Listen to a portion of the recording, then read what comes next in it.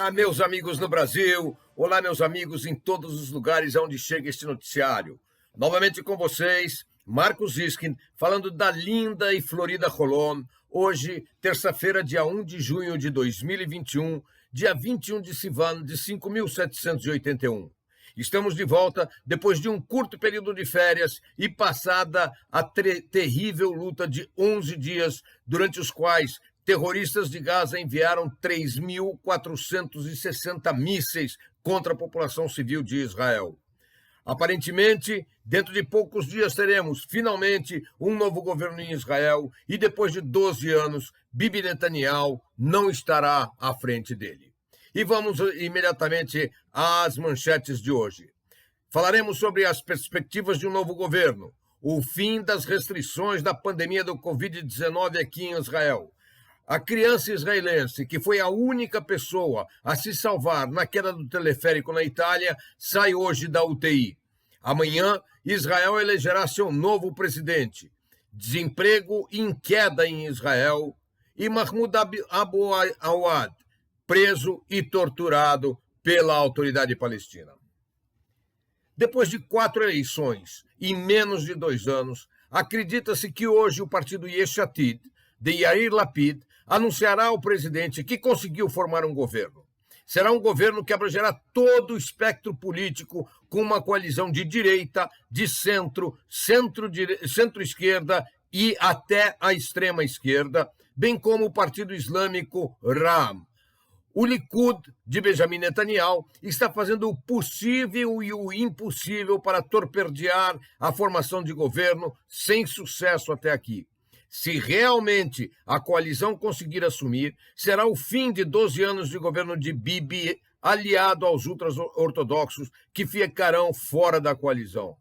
Caso não consiga fazê-lo, Bibi Netanyahu já anunciou que será o líder da oposição e não dará trégua ao governo.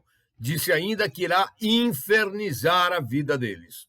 Bibi, sem dúvida, é um dos maiores estadistas que Israel já teve. Agora, no apagar dos seus holofotes, infelizmente, desce ao nível das mais baixas práticas políticas. Após a apresentação ao presidente, o parlamento terá até 7 dias para referenciar e referendar a formação do governo. Geralmente, isto é feito nas primeiras 24 até 48 horas. No entanto, o presidente atual da Knesset é do partido de Bibi Netanyahu e deverá usar os 7 dias regulamentares para tentar, durante este período, num esforço final, torpedear o novo governo. Há cerca de meia hora, o deputado Abir Kara, do Yemina, apresentou um projeto de lei básica que equivale a uma emenda constitucional que define que, enquanto não houver definição do novo governo, o primeiro-ministro, todo o corpo de ministros, os vice-ministros, os membros do parlamento e os diretores de ministérios passam a receber apenas o salário mínimo e nenhum outro benefício até que se forme um governo. Realmente, um projeto de lei interessante para tentar mudar a resistência de Bibi Netanyahu, do seu partido Likud e dos partidos ultra-ortodoxos à formação de um novo governo sem a presença deles. O dia de hoje, 1º de junho, marca o fim das restrições impostas durante a pandemia do corona aqui em Israel. O imenso sucesso da vacinação rápida que levou a que gradativamente fossem eliminadas as restrições de movimentação e depois foi permitido o trabalho em escritórios sem público, mais tarde a todos os tipos de escritórios, depois a abertura das lojas de alguns ramos, posteriormente todas as lojas de rua, continuou-se com a abertura dos shoppings, autorização em viagem de ônibus, etc. Hoje, as últimas restrições foram canceladas, permitindo-se aberturas dos salões de festas, os casamentos já não terão mais a restrição de número de convidados, eventos musicais estão liberados, cinemas e eventos esportivos, teatros, viagens de trem.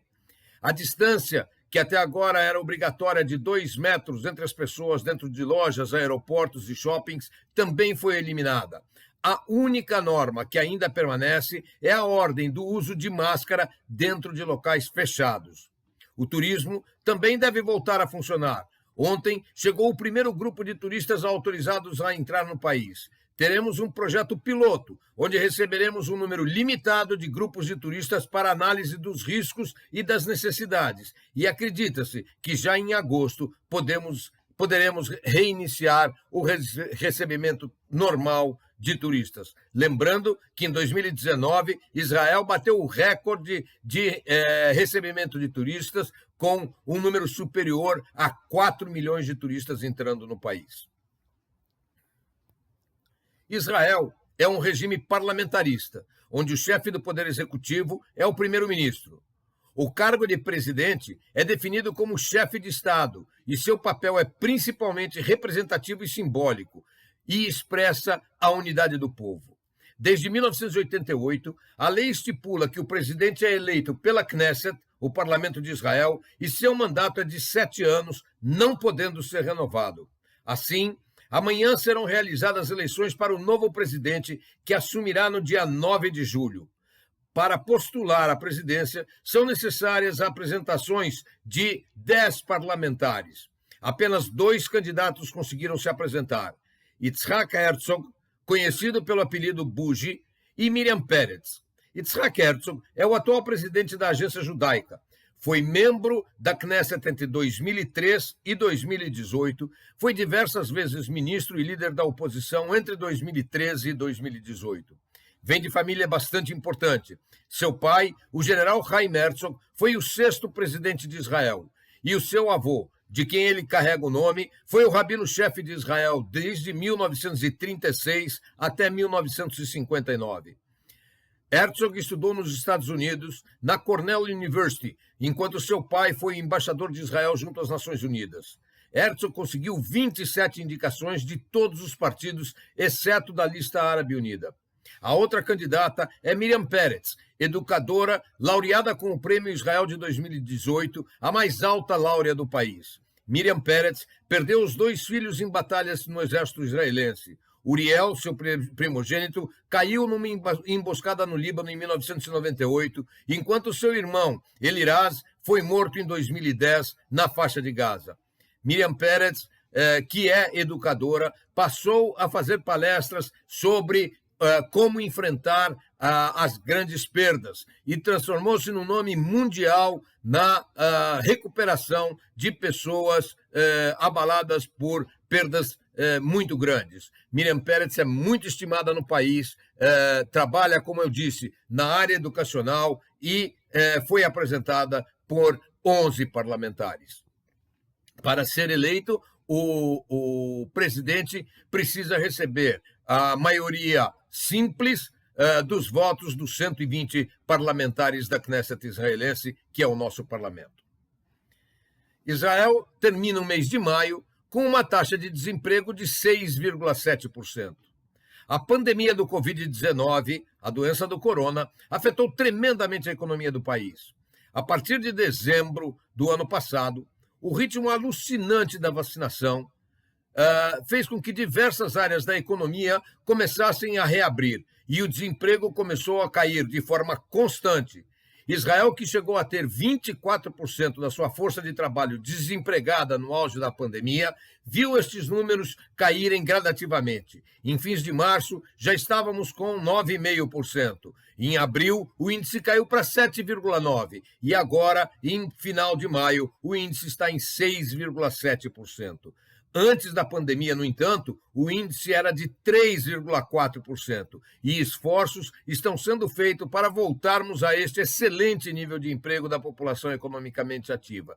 Lembremos-nos que cerca de 2,1% da população caracterizada como desempregada, na verdade, estaria entre empregos, saindo de um e indo para outro, o que faria com que o nível de desemprego em Israel esteja entre os mais baixos, se não o mais baixo do mundo. Ao mesmo tempo, a Comunidade Econômica Europeia, a OECD, fez um levantamento das economias e apontou que a economia em Israel se transformou na economia mais pujante de toda a OECD, com um índice de crescimento já para este ano de 2021 de 5,5% na estimativa deles e mais 4,5% no ano de 2022. No entanto, com respeito ao desemprego, apesar desta fantástica recuperação, a OECD não acredita que o número de desempregados de 3,4% seja atingido antes de dezembro de 2022. E, finalmente, Mahdi Abu Awad é um ativista palestino, bastante anti-israelense. Ele participou há alguns dias de mais um ato anti-israelense coordenado pelo Hamas. Como se sabe, a autoridade palestina e o Hamas são arqui-inimigos. E isto há muitos anos. Uma vez que houve entre eles, inclusive, a guerra civil que terminou com a expulsão da autoridade palestina do território da faixa de Gaza. Em função da participação de Abu Awad neste ato, ele foi preso pela autoridade palestina, brutalmente torturado e espancado dentro de um centro de detenção da autoridade palestina. Abu Awad foi acusado de incitar conflitos sectários, ou seja, criticar a autoridade palestina. Entidades de direitos humanos palestinas